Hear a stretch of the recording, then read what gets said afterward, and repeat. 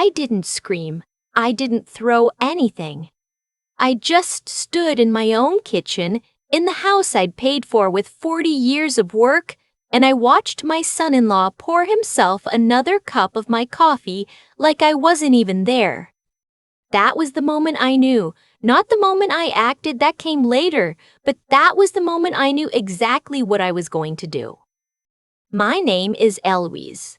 I'm 63 years old. I spent 31 years as a medical billing supervisor at a regional hospital outside of Memphis, Tennessee. I raised my daughter, Camille, by myself after her father left when she was 4. Just the two of us in a 2-bedroom apartment on Poplar Avenue, eating spaghetti on Fridays because that was our treat night, watching old movies on a TV that had a line through the middle of the screen. I didn't have help. I didn't have family money. What I had was a time clock, a savings account, and a daughter who told me every single night that she loved me. I retired at 61 with a pension, a paid-off house in Cordova, and $240,000 in a savings account I'd built dollar by dollar over 3 decades. I wasn't rich, but I was stable. I had worked for that stability the way some people work for trophies, with everything I had. Camille was 34 when she married Preston. I remember thinking he was handsome in the way that makes you a little nervous. Tall, good talker, always knew what to say and exactly when to say it. He sold commercial real estate and made decent money, or so he told us. He had an easy smile and a habit of putting his hand on your shoulder when he talked to you, like he was anchoring you down. I tried to like him. I genuinely did. The first sign was small. It always is. About 3 months after the wedding, Camille called me and asked if I could help them with the down payment on a house. Preston had found a place in Germantown, 4 bedrooms, 3 baths, finished basement, asking price just under $500,000. They needed $80,000 for the down payment. I sat with that number for a few days. $80,000. That was 1/3 of my savings. That was years of my life in numbers. But Camille sounded so excited. She kept saying, "Our home, Mom, and a yard for when we have kids someday." And I thought about that apartment on Poplar Avenue with the TV that had a line through the middle. I thought about all the things I hadn't been able to give her. So I said yes. I didn't lend it. I gave it. I want to be clear about that. I sat at their kitchen table and I signed a gift letter so they could use it for the down payment, and I told Camille I was happy to do it because it was true at the time. Preston shook my hand and said, "You're a good woman, Eloise." That's the first time I remember feeling like a transaction. They moved in the following spring. The house was beautiful. I won't pretend otherwise. Hardwood floors, a big kitchen with an island, a back porch that looked out over a creek. Camille planted flowers along the front walkway, hydrangeas. She'd always loved hydrangeas. For a while, things felt normal. I'd come over on Sundays. We'd cook together.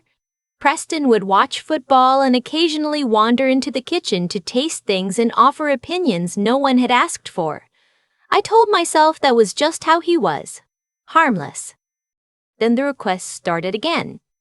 The first one was $11,000. Preston said he had a commission deal that was slow to close and he needed to cover some business expenses in the meantime. Just temporarily. He'd pay it back when the deal closed. Camille asked me on the phone and I could hear in her voice that she was embarrassed to be asking. That's what got me. Not Preston. Camille. My daughter embarrassed in her own marriage because her husband couldn't manage his own money. I sent the money. The deal closed apparently. I never saw a dime returned. 6 months later, it was $18,000. A tax issue, Preston said. Some kind of penalty that hadn't been anticipated. He was very calm when he explained it. Sitting at my dining room table with a folder of papers I didn't fully understand, talking about passive income designations and penalty structures like he was reading from a script. Camille sat beside him, quiet, hands folded in her lap. I looked at my daughter and I couldn't say no. I sent the $18,000. I want you to understand something about that period. It wasn't dramatic. There were no big fights, no scenes at the dinner table. It was slow. It was water dripping through a ceiling. You don't notice the damage until the whole thing caves in. Every time I wrote that check, I told myself it was the last time. Every time I believed it, because I needed to believe it. Because the alternative, that my daughter had married someone who was systematically taking from me, was something I couldn't hold in my mind without it breaking something. The next 2 years, I gave them money 4 more times. In total, between the down payment and everything after, I had given them $162,000. I had $78,000 left. Camille called me on a Tuesday morning in March. She didn't call to ask for money. She called to tell me that Preston had lost his real estate license. There had been a complaint filed against him by a client, something about misrepresented commission agreements. The hearing had gone badly. He was appealing, but the appeal would take months, and in the meantime, he couldn't work. She told me this in a very flat voice, like she was reading a weather report. I asked her if she was okay. She said, "I just need you to not panic, Mom." I wasn't panicking. I was calculating. I was sitting at my kitchen table doing the math in my head. What I had left, what they needed, how long this could go on, and the numbers didn't work out into anything good. What I didn't know yet was the part Camille wasn't telling me. I found out 3 weeks later from my neighbor Doreen, who had a daughter who worked in property records. I wasn't snooping. I wasn't suspicious. Doreen mentioned it in passing because she thought I already knew. Preston had taken out a home equity line of credit on the Germantown house 6 months after they moved in. He'd drawn on it twice. The current balance owed on that line was $94,000 on top of the original mortgage. That house, the one I had partially paid for, had 2 liens on it and more debt than equity. I sat with that information for 4 days. I didn't call Camille. I didn't call Preston. I went to work in my garden and I dug up the beds along the fence line that I'd been meaning to redo for 2 summers. And I just kept digging until my arms hurt and I had to sit down in the dirt. I thought about Camille at 9 years old, standing in the cereal aisle at Kroger, putting back the brand name box and reaching for the store brand without being asked because she understood we were watching every dollar. She knew, before I ever told her, that little girl had understood scarcity in a way no child should have to, and I had spent the next 25 years trying to make up for every single thing she had gone without. And he had taken that, not just the money, he had taken the story I had told myself, that all those sacrifices had meant something, that they had built something that would hold. I called a financial advisor I trusted, a woman named Patricia, who had helped me set up my retirement accounts years ago. I didn't tell her everything. I just asked her to walk me through my options and my current exposure. She was professional and thorough, and at the end of the call she said gently, "Louise, I want you to think carefully about any further transfers." I already was. The next Sunday I went to their house as usual. I brought a pound cake because I always brought something.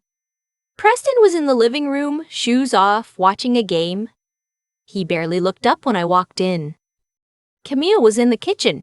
She looked thin. There were shadows under her eyes. I set the cake on the counter and I hugged her and I said, "How are you sleeping?" She laughed a little. Not great. We cooked together. Roast chicken, green beans, cornbread. Preston came into the kitchen twice.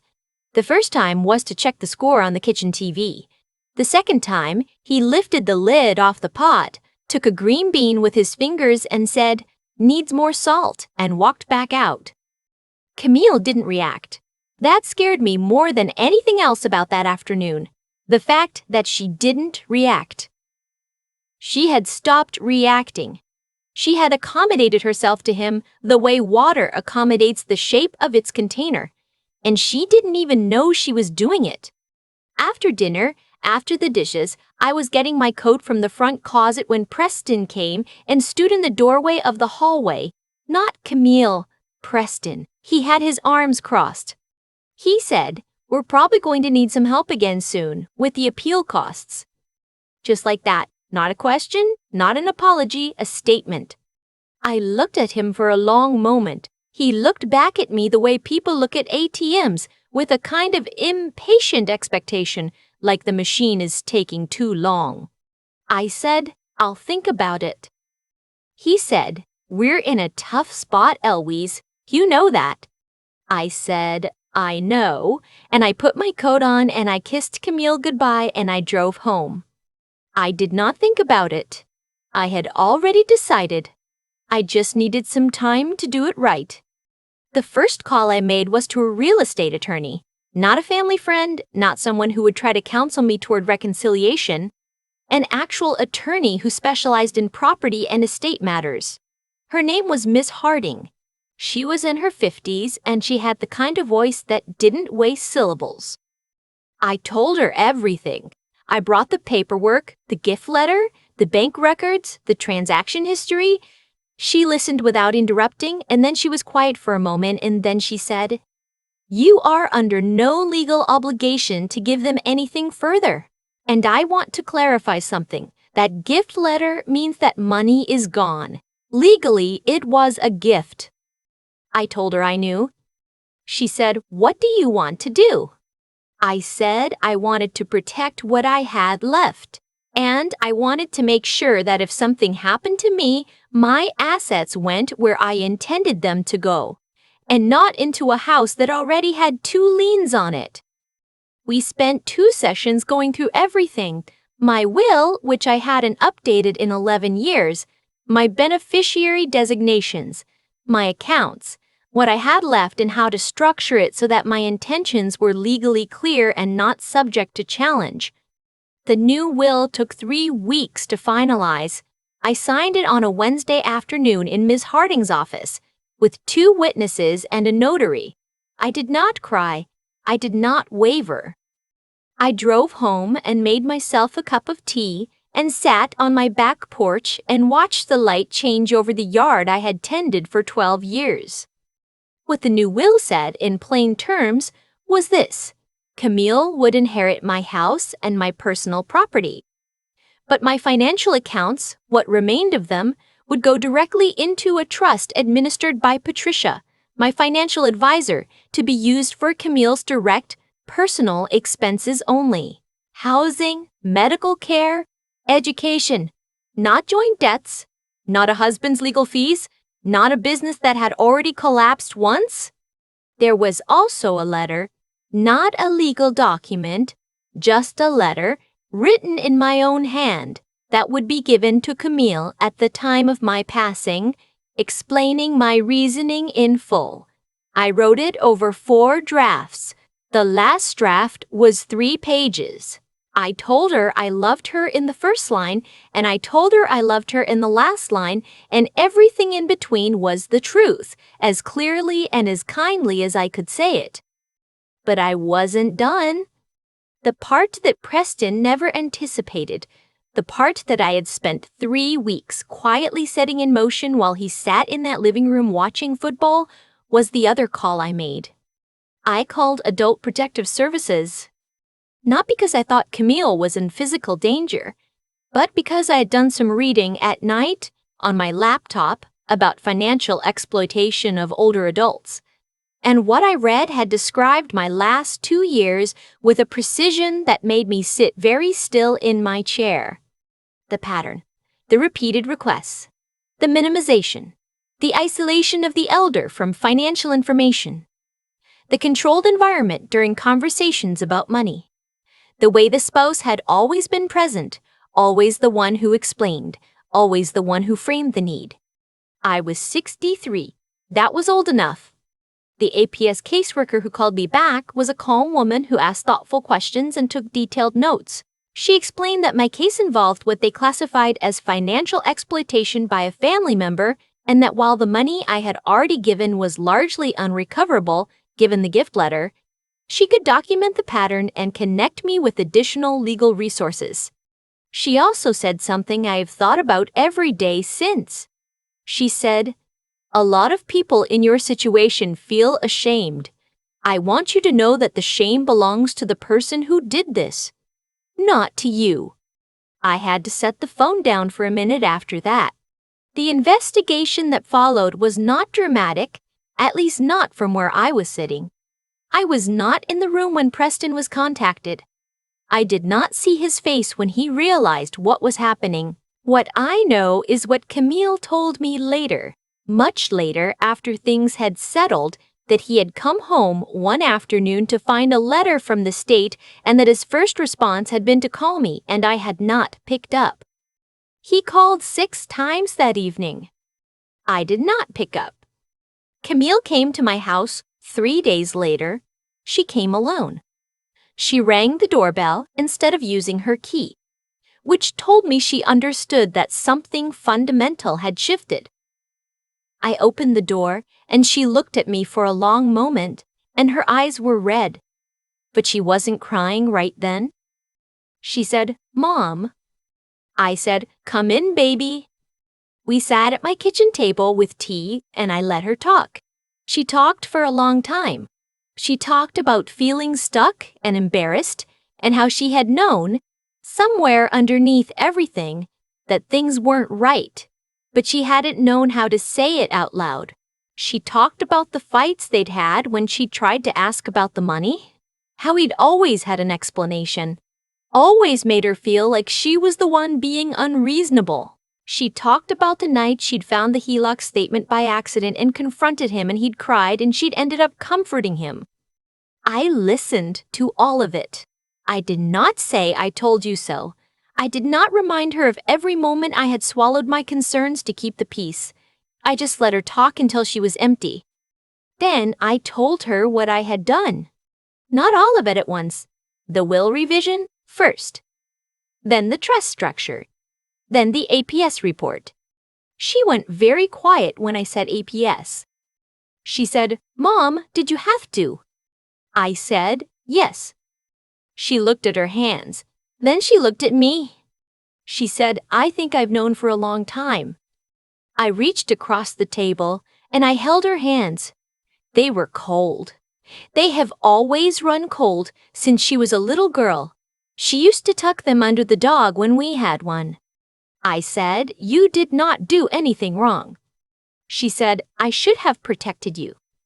I said, "You were trying to hold your life together. I understand that." We sat there for a long time. The legal process was slow, the way legal processes are. Preston retained an attorney. There were letters exchanged. The APS investigation closed with a formal finding of financial exploitation, which did not result in criminal charges. The threshold for that is high, but the finding was documented and on record. What it did do was complicate the appeal for his real estate license considerably. Camille filed for divorce 8 months after that afternoon at my kitchen table. She didn't make a big announcement. She just called me one morning and said she'd met with an attorney and she was moving forward. I asked if she was sure. She said she had been sure for longer than she wanted to admit. She moved back in with me for 4 months while her attorney worked through the settlement. Those were not sad months despite everything. We ate spaghetti on Friday nights again, sometimes. We watched old movies on a TV that worked perfectly fine. She started sleeping again. I could tell by the way the shadows under her eyes faded. She got a job doing HR work for a mid-sized logistics company. She was good at it. She had always been good at organizing things, at getting people to cooperate, at finding the solution that worked for everyone. She found a small house in Bartlett, 2 bedrooms, nothing fancy, a yard with room for a garden. The trust covered her down payment, properly and legally, with Patricia's oversight and documentation. I drove over the morning she signed her closing papers, and we stood in her empty living room on new hardwood floors, and she cried, and I cried, and we stood there until it passed. On my way home, I stopped at the nursery on Macon Road and bought 2 hydrangea plants. I left them on her porch with a card that just said, "For the walkway." She called me that evening and she didn't say much, just, "Mom." And I said, "I know. There is a version of this story where I blame myself. I have sat with that version. I have turned it over and looked at every edge. And what I've come to is this. I loved my daughter in the only way I knew how, which was with everything I had. That love was taken advantage of by someone who understood exactly how deep it went. That is not a flaw in the love. That is a flaw in him. I am 63 years old. I have $78,000 left in a savings account and a paid-off house and a pension that covers my bills. I have a daughter who calls me every day. I have hydrangeas along my front walkway that I planted myself and maintain myself and that bloom every June without being asked. I learned late, but I learned it thoroughly. The people who love you will never require you to diminish yourself to prove it. The moment someone uses your love as a lever against you, that is the moment to put the checkbook away and pick up the phone for a very different kind of call. I am not bitter. I want to be clear about that. I am not bitter, and I am not broken, and I am not broken standing in that kitchen watching a man pour my coffee like I don't exist. I am the woman who made a different choice, and I would make it again. I think about that moment in the nursery on Macon Road a lot. Standing in the aisle holding 2 hydrangea plants, knowing they were going on my daughter's porch and not mine. That's what it came down to in the end.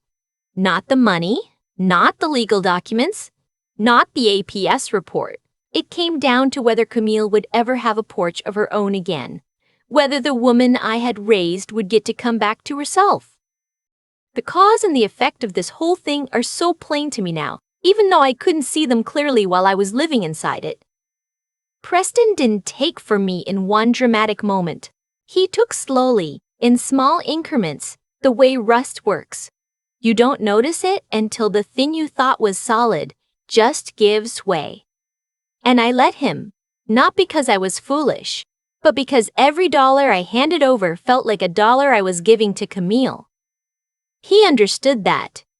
He counted on it. That's the part that required the clearest thinking to untangle, separating my love for my daughter from the mechanism he had built around that love to extract from it. What I had to grow through all of this was a kind of wisdom I hadn't needed before. Not book knowledge. I had plenty of that. I mean the harder kind. The kind that asks you to look at a pattern instead of an incident, to see not just what someone is asking for today, but what the shape of all the asking looks like over time. I had the information in front of me for longer than I want to admit. What I had to build was the clarity to act on it and the steadiness to do it quietly, without drama, without cruelty, but without hesitation either. The integrity piece is the one I return to most, because there were moments, sitting across from Camille at my kitchen table, watching her fold and unfold her hands, where I could have softened what I'd done. Could have said I was sorry for making things harder. I wasn't sorry, and I didn't say it. That was new for me. I had spent 63 years being the one who smoothed things over, who absorbed the discomfort so other people didn't have to feel it. Learning to stand in an uncomfortable truth and not apologize for it. That took something from me I hadn't known I had. And the getting back up, that's the part nobody really talks about. People talk about the decision, the will, the APS call, the changed accounts.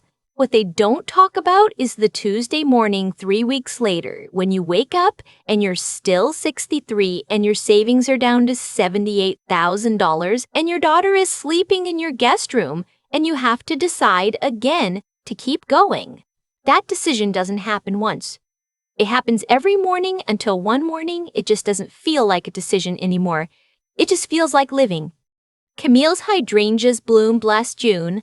She sent me a photo, just the flowers, no caption. She didn't need one. I knew what she meant. And I sat on my own back porch and I thought, this is what it was all for. Not the justice, not the documentation, not being right. This, a photograph of flowers on a porch she owns. That's enough. That has always been enough.